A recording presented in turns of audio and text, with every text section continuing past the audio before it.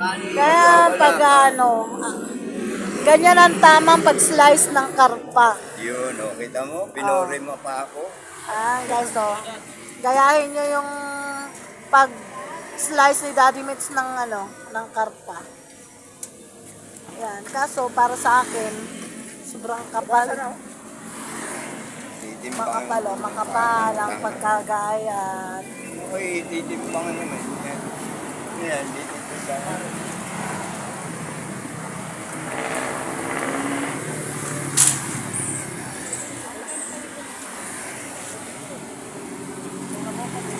Oh, fresh na fresh.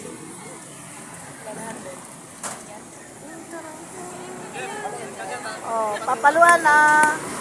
Gagamit na ng mahiwagang pamukpok. Oy. Ay.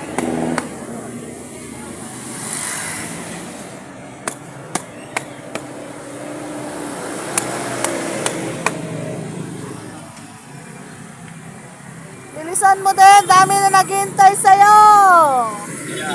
Ay no, mga magaganda at mga pugi yung naghihintay sa'yo. Customer mo. Ayun na.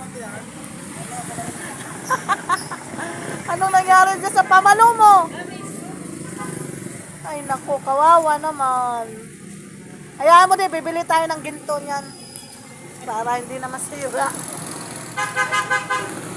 Thank you for watching.